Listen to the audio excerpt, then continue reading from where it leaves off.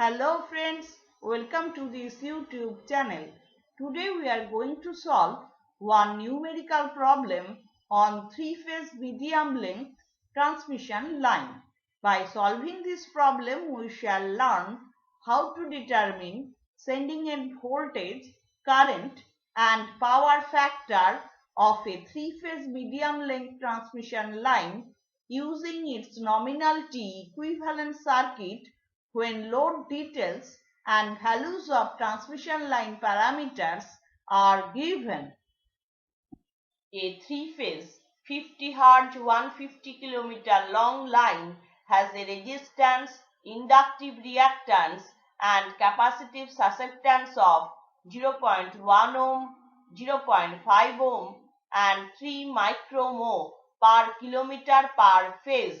If the line delivers 50 megawatts at 110 kilovolt and 0.8 power factor lagging, we have to compute the sending end voltage, current and its power factor using nominal T method. Let us first write down the given data. Power consumed by the load PL equals to 50 megawatts, that is equal to 50 into 10 to the power 6 watts. Line to line receiving end voltage via line equals to 110 kilovolts, that is equal to 110 into 10 to the power 3 volts. For star connected system, receiving end voltage per phase VR equals to VR line divided by root 3, that is equal to 110 into 10 to the power 3 divided by root 3, that gives us 63,508.53 volt. Given load power factor cos phi L equals to 0.8 lagging. Let us now determine power factor angle. Phi L equals to cos inverse 0.8, that is equal to 36.8699 degree. We know that power consumed by the load PL equals to root 3 times VR line into IL cos of phi L. Therefore, load current IL equals to PL divided by root 3 times VR line into cos phi L. Using values we get 50 into 10 to the power 6 divided by root 3 into 110 into 10 to the power 3 into 0.8. That gives us 328 ampere. Load current may be written in polar form as IL equals to IL at an angle minus phi L, that is equal to 328 ampere at an angle minus 36.8699 degree. This may be expressed in Cartesian form as 262.4 minus J times 196.8 ampere. Given length of the transmission line D equals to 150 kilometers, resistance per kilometer per phase R1 equals to 0.1 ohm, inductive reactance per kilometer per phase XL1 equals to 0.5 ohm and capacitive susceptance per kilometer per phase DC1 equals to 3 micromho, that is equal to 3 into 10 to the power minus 6 mho. Let us now calculate resistance per phase R equals to R1 times D. Using values we get 0.1 into 150, that is equal to 15 ohm. Inductive reactance per phase XL equals to XL1 times D. Using values we get 0.5 into 150, that is equal to 75 ohm and capacitive susceptance per phase BC equals to BC1 times D. Using values we get 3 into 10 to the power minus 6 into 150, that gives us 4.5 into 10 to the power minus 4 mho. Transmission line impedance per phase Z equals to R plus J XL, that is equal to 15 plus J times 75 ohm. Let us now calculate per phase impedance of half of the transmission line. ZH equals to half of Z, that is equal to 7.5 plus J times 37.5 ohm. This may be written in polar form as 38.2426 ohm at an angle 78.69 degree. Now we shall determine capacitor voltage per phase. Vc equals to Vr plus IL into ZH. Taking receiving end voltage per phase as reference, we can write VR equals to 63,508.53 volt at an angle 0 degree.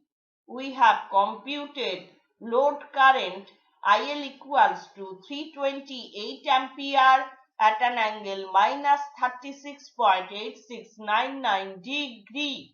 Using values we get Vc equals to 63,508.53 at an angle 0 degree plus 328 at an angle minus 36.8699 degree into 38.2426 at an angle 78.69 degree.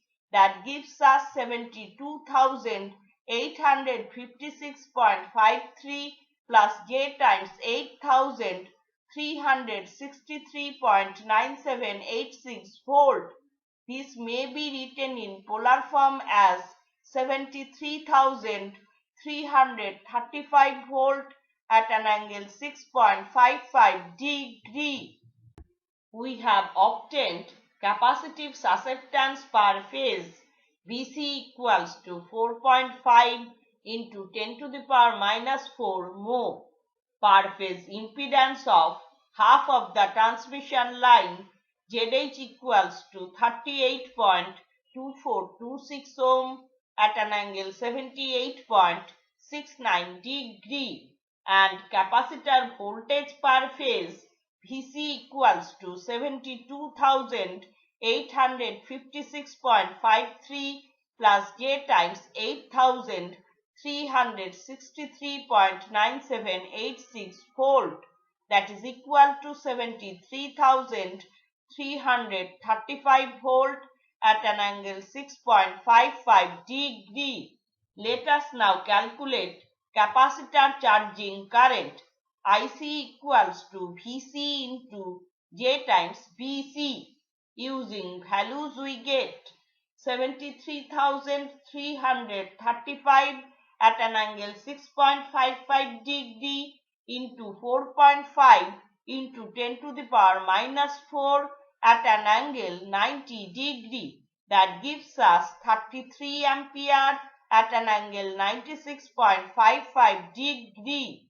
This may be written in Cartesian form as minus 3.7643 plus J times 32.7846 ampere.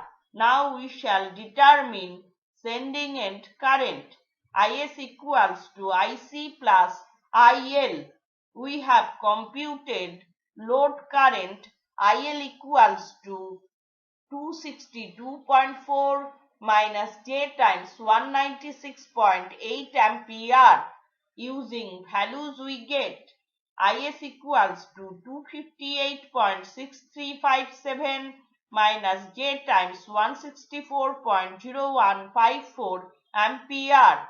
This may be written in polar form as 306.2572 ampere at an angle minus 32.381 degree. Let us now determine sending end voltage per phase.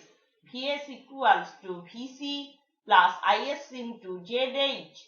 Using values we get 72,856.53 856.53 plus J times 8,000 363.9786 plus 306.2572 at an angle minus 32.381 degree into 38.2426 at an angle 78.69 degree. That gives us 80,946.864 plus J times 16,832.693 volt. This may be written in polar form as 82,678.5 volt at an angle 11.7471 degree. For star connected system, line to line sending end voltage Vs line equals to root 3 times Vs, that is equal to root 3 into 82,678.5, that gives us 143.2 into 10 to the power 3 volt or 143.2 kilovolt. Phase difference between Vs and Is, phi s equals to delta plus phi 1. Using values we get 11.7471 degree plus 32.381 degree. That gives us 44.1281 degree. Let us now determine sending end power factor. Cos phi s equals to cos of 44.1281 degree, that is equal to 0.7178 lagging. So today we have solved one numerical problem on three-phase medium length transmission line. By solving this problem, we have learned how to determine sending end voltage, current and its power factor of a three-phase medium length transmission line using its nominality equivalent circuit when load details and values of transmission line parameters are given. Hope this lecture has been useful for you. If you have any suggestion or question, please drop it in the comment section below. If you have liked this video, give it a thumbs up and share it with your friends. Thank you.